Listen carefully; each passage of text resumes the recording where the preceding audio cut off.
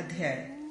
मार्कंडेय जी बोले, तदनंतर सकल शास्त्रों के ज्ञाता प्रहलाद जी गुरु के घर में रहकर भी अपने पवित्र मन को भगवान विष्णु में लगाए रहने के कारण संपूर्ण जगत को नारायण का स्वरूप समझकर बाह्य लौकिक कर्मों में जड़ की भांति व्यवहार करते हुए विचरते थे। एक दिन उनके साथ ही गुरुकुल में निवास करने वाले छात्र बालक पाठ श्रवण बंद करके एकत्र हो प्रहलाद से कहने लगे, राजकुमार, अहो, आपका चरित्र बड़ा ही विचित्र है, क्योंकि आपने विषय भोगों का लोभ त्याग दिया है। प्रिय, आप अपने हृदय में किसी अनिवर्चनीय वस्तु का चिंतन करके सदा पुलकित रहते हैं।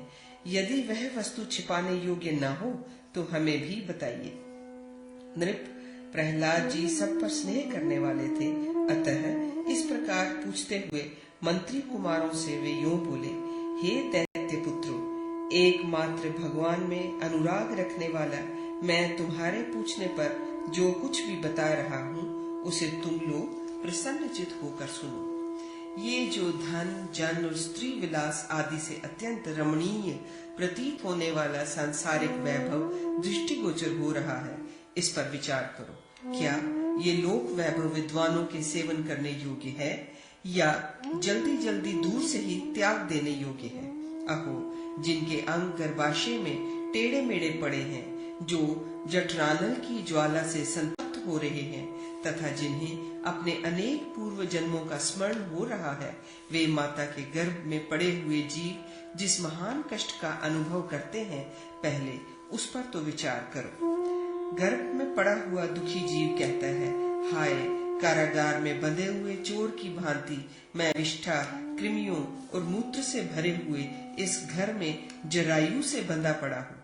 मैंने जो एक बार भी भगवान मुकुंद के चरणावरिंदों का स्मरण नहीं किया, उसी के कारण होने वाले कष्टों को आज मैं इस गर्भ में भोग रहा हूँ। अतः गर्भ में सोने वाले जीव को बचपन, जवानी और बुढ़ापे में भी सुख नहीं है। दैत्य कुमारों, जब इस प्रकार यह संसार सदा दुखमय है, तब विज्ञ पुरुष इसका सेवन कैसे कर सकते हैं? इस तरह इस संसार में ढूंढने पर हमें सुख का लेश मात्र भी दिखाई नहीं देता। हम जैसे जैसे इस पर ठीक विचार करते हैं, वैसे ही वैसे इस जगत को अत्यंत दुखमय समझते हैं। इसलिए ऊपर से सुंदर दिखाई देने वाले इस दुख पूर्ण संसार में साधु पुरुष आसक्त नहीं होते। जो तत्व ज्ञान से रहित अत्यंत मूल लोग हैं, वे ही देखने में सुंदर दीपक पर गिरकर नष्ट होने वाले पतंगों की भांति सांसारिक भोगों में आसक्त होते हैं।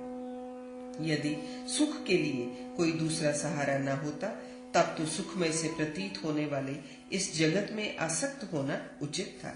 जैसे अन्न न पाने के कारण जो अत्यंत दुबले हो रहे हैं, उनके लिए खली, भूसी आदि खा लेना ठीक हो सकता है, परंतु भगवान लक्ष्मीपति के युगल चरणावरिंदों की सेवा से प्राप्त होने वाला आदि, अविनाशी, अजन्मा एवं नित्य सुख तो है ही, फिर इस क्षणिक संसार का आश्रय क्यों लिया जाए?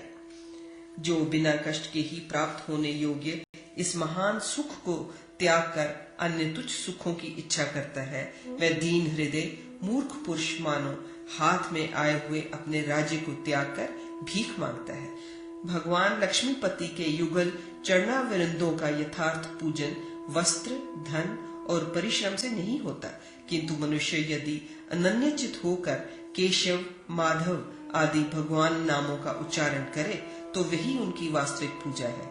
दैत्य कुमारों, इस प्रकार संसार को दुखमय जानकर भगवान का ही भली भांति भजन करो। इस प्रकार करने से ही मनुष्य का जन्म सफल हो सकता है, नहीं तो अज्ञानी पुरुष भव सागर में ही नीचे से और नीचे स्तर में ही गिरता रहता है। इसलिए इस संसार में समस्त कामनाओं से रहित हो तुम सभी लोग अपने हृदय के भीतर विराजमान शंख, चक्र, गदाधारी, वरदाता, अविनाशी, स्तवनीय भगवान मुकुंद का सच्चे भक्ति भाव से सदा चिंतन करो। भव सागर में पड़े हुए दैत्य पुत्रों, तुम लोग नास्तिक नहीं हो, इसलिए दयावश मैं तुमसे ये गोपनीय बात बतलाता हूँ। समस्त प्राणियों के प्रति मित्र भाव रखो, क्योंकि सबके भीतर भगवान विष्णु ही विराजमान है। दैत्य पुत्र बोले, महाबुद्धिमान प्रहलाद जी, बचपन से लेकर आज तक आप और हम भी चंड मार्ग के सिवा दूसरे किसी गुरु तथा मित्र को नहीं जान सके। फिर आपने ये ज्ञान कहाँ सीखा? हमसे पर्दा न रखकर सच्ची बात बताइए। प्रहलाद जी बोले, कहते हैं जिस समय मेरे पिताजी तपस्या करने के लिए महान वन में चले गए, उसी समय इंद्र ने यहाँ आकर पिता दैत्यराज हिरण्यकशिप को मरा हुआ समझकर उनके इस नगर को घेर लिया। इंद्र कामाग्नि से पीड़ित हो मेरी महाभागा माताजी को पकड़कर यहाँ से चल दिए।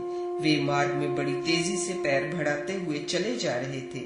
इसी समय देव दर्शन नारद जी मुझे माता के गर्भ में स्थित जान सहसा वहां पहुंचे और चिल्लाकर इंद्र से बोले, मूर्ख, इस पतिव्रता को छोड़ दो। इसके गर्भ में जो बालक है वह भगवत भक्तों में श्रेष्ठ है। नारद जी का कथन सुनकर इंद्र के विष्णु भक्ति के कारण मेरी माता को प्रणाम करके छोड़ दिया और वे अपने लोक को चले गए। फिर शुभ संग मेरी माता को अपने आश्रम में ले गए और मेरे उद्देश्य से मेरी महाभागा माता के प्रति इस पूर्वोक्त ज्ञान का वर्णन किया। दानवों, बाल्यकाल के अभ्यास, भगवान की कृपा तथा नारद जी का उपदेश होने से वह ज्ञान मुझे भूला नहीं है। मार्कंडेय जी बोले, एक दिन राक्षस राज हिरण्यकशिप रात्रि के समय गुप्त रूप से नगर में घूम रहा था। उस समय उसे जय राम का कीर्तन सुनाई देने लगा। तब बलवान दानवराज ने ये सब अपने पुत्र की ही करतूत समझी। तब उस दैत्य राज ने क्रोधांत होकर पुरोहितों को बुलाया और कहा, नीच ब्राह्मणों, जान पड़ता है तुम लोग मरने के लिए अत्यधिक उत्सुक हो गए हो। तुम्हारे देखते देखते ये प्रहलाद स्वयं तो व्यर्थ की बातें बकता ही है, दूसरों को भी यही सिखाता है। इस प्रकार उन ब्राह्मणों को फटकार कर राजा हिरण्यकशिप लंबी सांसें खींचता हुआ घर में आया। उस समय भी वह पुत्र वध के विषय में होने वाली चिंता को, जो उसका ही नाश करने वाली थी, नहीं छोड़ सका। उसकी मृत्यु निकट थी, अतः उसने अमर्षवश एक ऐसा काम सोचा जो वास्तव में न करने योग्य ही था। हिरण्यकशिप ने दैत्यादिकों को बुलाया और उनसे एकांत में कहा, देखो, आज रात में प्रहलाद जब गाढ़ी नींद में सो जाए, उस समय उस दुष्ट को भयंकर नागपाशों द्वारा खूब कसकर बांध दो और बीच समुद्र में फेंक आओ। उसकी आज्ञा शिरोधार्य करके उन दैत्यों ने प्रहलाद जी के पास जाकर उन्हें देखा। वे रात्रि के ही प्रेमी थे, क्योंकि रात में ही उन्हें ध्यान लगाने की सुविधा रहती थी। प्रहलाद जी समाधि में स्थित होकर जाग रहे थे, फिर भी खूब सोए हुए के समान स्थित थे। उन्होंने राग और लोभ आदि के महान बंधनों को काट डाला था, तो भी उन महात्मा प्रहलाद को निशाचरों ने तुच्छ नागपाशों से बांध दिया। जिसकी ध्वजा में साक्षात गरुड़ जी विराजमान है, उन भगवान के भक्त प्रहलाद को उन मूर्खों ने सर्पों द्वारा बांधा और जलशाई के प्रिय जन को ले जाकर जल राशि समुद्र में डाला। तदनंतर उन बलि दैत्यों ने प्रहलाद के ऊपर पर्वत की चट्टानें रख दी और तुरंत ही जाकर राजा हिरण्यकशिप को यह प्रिय संवाद कह सुनाया। उसे सुनकर उस दैत्यराज ने भी उन सब का सम्मान किया। बीच समुद्र में पड़े हुए प्रहलाद को भगवान तेज से दूसरे बड़वानल की भांति प्रज्वलित देख अत्यंत भय के कारण ग्राहों ने उन्हें दूर से ही त्याग दिया। प्रहलाद भी अपने से अभिन्न चिदानंदमय समुद्र में सम्माहित होने के कारण यह न जान सके कि मैं बांधकर खारे पानी के सागर में डाल दिया गया हूँ। प्रहलाद जब ब्रह्मानंद मृत के समुद्र रूप अपने आत्मा में स्थित हो गए, उस समय समुद्र इस प्रकार क्षुब्ध हो उठा मानो उसमें दूसरे महासागर का प्रवेश हो गया हो। फिर समुद्र की लहरें प्रहलाद को धीरे धीरे कठिनाई से ठेलकर उस नौका रहित सागर के तट की ओर ले गईं। ठीक उसी प्रकार जैसे ज्ञानी गुरु के वचन कलेशों का उन्मूलन करके शिष्य को भवसागर से पार पहुंचा देते हैं। ध्यान के द्वारा विष्णु स्वरूप हुए उन प्रहलाद जी को तीर पर पहुंचाकर भगवान वरुणालय बहुत से रत्न ले उनका दर्शन करने के लिए आए। इतने में ही भगवान की आज्ञा पाकर सर्पभक्षी गरुड़ जी वहां आ पहुंचे और बंधनभूत सर्पों को अत्यंत हर्षपूर्वक खाकर चले गए। तत्पश्चात गंभीर घोष वाला दिव्य रूपधारी समुद्र समाधिनिष्ठ भगवत भक्त प्रहलाद को प्रणाम करके यूं बोला, भगवत भक्त प्रहलाद, पुण्यात्मन, मैं समुद्र हूँ। अपने पास आए हुए मुझ प्रार्थी को अपने नेत्रों द्वारा देखकर पवित्र कीजिए। समुद्र के ये वचन सुनकर भगवान के प्रिय भक्त महात्मा असुर नंदन प्रहलाद ने सहसा उनकी ओर देखकर प्रणाम किया और कहा, श्रीमान कब पधारे? तब उनसे समुद्र ने कहा, योगिन, आपको ये बात ज्ञात नहीं है? असुरों ने आपका बड़ा अपराध किया है। वैष्णव, आपको सांपों से बांधकर दैत्यों ने आज मेरे भीतर फेंक दिया। तब मैंने तुरंत ही आपको किनारे लगाया और उन सांपों को अभी अभी महात्मा गरुड़ जी भक्षण करके गए हैं। महात्मन, मैं सत्संग का अभिलाषी हूँ। आप मुझ पर अनुग्रह करें और इन रत्नों को भेंट स्वरूप स्वीकार करें। मेरे लिए आप भगवान विष्णु के समान ही पूज्य हैं। यद्यपि आपको इन रत्नों की कोई आवश्यकता नहीं है, तथापि मैं तो इन्हें आपको दूंगा ही, क्योंकि भगवान सूर्य का भक्त उन्हें दीप निवेदन करता ही है। घोर आपत्तियों में भी भगवान विष्णु ने ही आपकी रक्षा की है। सूर्य की भांति आप जैसे शुद्ध चित्त महात्मा संसार में अधिक नहीं है। बहुत क्या कहूँ, आज मैं कृतार्थ हो गया, क्योंकि आज मुझे आपके साथ स्थित होने का सौभाग्य प्राप्त हुआ। इस समय क्षण भर भी जो आपके साथ बातचीत कर रहा हूँ, उससे प्राप्त होने वाले फल की उपमा मैं कहीं नहीं देखता। इस प्रकार समुद्र ने साक्षात भगवान लक्ष्मीपति के महात्म्य सूचक वचनों द्वारा जब उनकी स्तुति की, तब भगवान के प्रिय भक्त प्रहलाद जी को बड़ी लज्जा हुई और हर्ष भी। स्नेही प्रहलाद ने समुद्र के दिए हुए रत्न ग्रहण कर उनसे कहा, महात्मन, आप विशेष धन्यवाद के पात्र हैं, क्योंकि भगवान आपके ही भीतर शयन करते हैं। ये प्रसिद्ध है कि जगन में प्रभु प्रलय काल में भी संपूर्ण जगत को अपने में लीन करके एकांव रूप में स्थित आप महात्मा महासागर में ही शयन करते हैं। समुद्र, मैं इन स्थूल नेत्रों से भगवान जगन्नाथ का दर्शन करना चाहता हूँ। आप धन्य हैं, क्योंकि सदा भगवान का दर्शन करते रहते हैं। कृपया मुझे भी उनके दर्शन का उपाय बताइए। यूं कहकर प्रहलाद जी समुद्र के चरणों पर गिर पड़े। तब समुद्र ने उनको शीघ्र ही उठाकर कहा, योगींद्र, आप तो सदा ही अपने हृदय में भगवान का दर्शन करते हैं, तथापि यदि इन नेत्रों से भी देखना चाहते हैं तो उन भक्त वत्सल भगवान का स्तवन कीजिए। यूं कहकर समुद्र देव अपने जल में प्रविष्ट हो गए। समुद्र के चले जाने पर दैत्य नंदन प्रहलाद जी रात्रि में वहां अकेले ही रहकर भगवान के दर्शन को एक असंभव कार्य मानते हुए भक्ति पूर्वक श्री हरि की स्तुति करने लगे। प्रहलाद जी बोले, धीर पुरुष जिनके दर्शन की योग्यता प्राप्त करने के लिए सदा ही सैकड़ों वेदांत वाक्य रूप वायु द्वारा अत्यंत बड़ी हुई वैराग्य रूप अग्नि की ज्वाला से अपने चित्त को तपाकर भली भांति शुद्ध किया करते हैं, वे भगवान विष्णु भला मेरे दृष्टि पथ में कैसे आ सकते हैं? एक के ऊपर एक के क्रम से ऊपर ऊपर जिनका आवरण पड़ा हुआ है, ऐसे मात्सर्य, क्रोध, काम, लोभ, मोह, मद आदि 6 सुदृढ़ बंधनों से भली भांति बंधा हुआ मेरा मन अंधा हो रहा है। कहाँ भगवान श्री हरि और कहाँ मैं? भय उपस्थित होने पर उनकी शांति के लिए क्षीर सागर के तट पर जाकर ब्रह्मा आदि देवता उत्तम रीति से स्तवन करते हुए किसी प्रकार जिनका दर्शन कर पाते हैं, उन्हीं भगवान के दर्शन की मुझ जैसा दैत्य आशा करे, ये कैसा आश्चर्य है। राजन, इस प्रकार अपने को भगवान का दर्शन पाने के योग्य न मानते हुए प्रहलाद जी उनकी अप्राप्ति के दुख से कातर हो उठे। उनका चित्त उद्वेग और अनुताप के समुद्र में डूब गया। वे नेत्रों से आंसुओं की धारा बहाते हुए मूर्छित होकर गिर पड़े। भूप फिर तो क्षण भर में ही भगत जनों के एकमात्र प्रियतम सर्वव्यापी कृपा निधान भगवान विष्णु सुंदर चतुर्भुज रूप धारण कर दुखी प्रहलाद को अमृत के समान सुखद स्पर्श वाली अपनी भुजाओं से उठाकर गोद में लगाते हुए वहां प्रकट हो गए। उनके अंग स्पर्श से होश में आने पर प्रहलाद ने सहसा नेत्र खोलकर भगवान को देखा। उनका मुख प्रसन्न था, नेत्र कमल के समान सुंदर और विशाल थे, भुजाएं बड़ी बड़ी थीं और शरीर यमुना जल के समान श्याम था। वे परम तेजस्वी और अपरिमित ऐश्वर्यशाली थे। गदा, शंख, चक्र और पद्म आदि सुंदर चिन्हों से पहचाने जा रहे थे। इस प्रकार अपने को अंक में लगाए हुए भगवान को खड़ा देख प्रहलाद भय, विस्मय और हर्ष से कांप उठे। वे इस घटना को स्वप्न ही समझते हुए सोचने लगे, आहा, स्वप्न में भी मुझे पूर्ण काम भगवान का दर्शन तो मिल गया।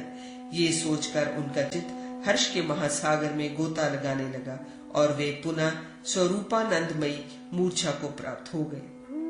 तब अपने भक्तों के एकमात्र बंधु भगवान पृथ्वी पर ही बैठ गए और पानी पल्व से धीरे धीरे उन्हें हिलाने लगे। स्नेहमयी माता की भांति प्रहलाद के गात्र का स्पर्श करते हुए उन्हें बार बार छाती से लगाने लगे। कुछ देर के बाद प्रहलाद ने भगवान के सामने आंखें खोलकर विस्मित चित्त से उन जगदीश्वर को देखा। फिर बहुत देर के बाद अपने को भगवान लक्ष्मीपति की गोद में सोया हुआ अनुभव कर वे भय और आवेग से युक्त हो सहसा उठ गए तथा भगवान प्रसन्न होइए यो बार बार कहते हुए उन्हें साष्टांग प्रणाम करने के लिए पृथ्वी पर गिर पड़े। बहुयज्ञ होने पर भी उन्हें उस समय घबराहट के कारण अन्य स्तुति वाक्यों का स्मरण न हुआ। तब गदा, शंख और चक्र धारण करने वाले दयानिधि भगवान ने प्रहलाद को अपने भक्त भयहारी हाथ से पकड़कर खड़ा किया। भगवान के कर कमलों का स्पर्श होने से अत्यंत आनंद के आंसू बहाते और कांपते हुए प्रहलाद को और अधिक आनंद देने के लिए प्रभु ने उन्हें सांत्वना देते हुए कहा, वत्स, मेरे प्रति गौरव बुद्धि से होने वाले इस भय और घबराहट को त्याग दो। मेरे भक्तों में तुम्हारे समान कोई भी मुझे प्रिय नहीं है। तुम स्वाधीन प्रणयी हो जाओ, अर्थात ये समझो कि तुम्हारा प्रेमी मैं तुम्हारे वश में हूँ। मैं नित्य पूर्ण काम हूँ, तथापि भक्तों की समस्त कामनाओं को पूर्ण करने के लिए मेरे अनेक अवतार हुआ करते हैं। अतः तुम भी बताओ तुम्हें कौन सी वस्तु प्रिय है। तदनंतर खिले हुए नेत्रों से भगवान के मुख को सतृष्ण भाव से देखते हुए प्रहलाद ने हाथ जोड़ नमस्कार पूर्वक उनसे यूं निवेदन किया, भगवान, यह वरदान का समय नहीं है, केवल मुझ पर प्रसन्न होइए। इस समय मेरा मन आपके दर्शन रूपी अमृत का आस्वादन करने से तृप्त नहीं हो रहा है। प्रभु, ब्रह्मादि देवताओं के लिए भी जिनका दर्शन पाना कठिन है, ऐसे आपका दर्शन करते हुए मेरा मन 10 लाख वर्षों में भी तृप्त न होगा। इस प्रकार आपके दर्शन से अतृप्त रहने वाले मुझ सेवक का चित्त आपके दर्शन के बाद और क्या मांग सकता है। तब मुस्कानमयी सुधा का स्रोत बहाते हुए उन जगदीश्वर ने अपने परम प्रिय भक्त प्रहलाद को मोक्ष लक्ष्मी से संयुक्त सा करते हुए उससे कहा, वत्स, ये सत्य है कि तुम्हें मेरे दर्शन से बढ़कर दूसरा कुछ भी प्रिय नहीं है, किंतु मेरी इच्छा तुम्हें कुछ देने की है। अतः तुम मेरा प्रिय करने के लिए ही मुझसे कुछ मांग लो। तब बुद्धिमान प्रहलाद ने कहा, देव, मैं जन्मांतरों में भी गरुड़ जी की भांति आप में ही भक्ति रखने वाला आपका दास हूँ। ये सुनकर भगवान ने कहा, यह तो तुमने मेरे लिए कठिन समस्या रख दी। मैं तो तुम्हें स्वयं अपने आप को दे देना चाहता हूँ और तुम मेरी दास्ता चाहते हो।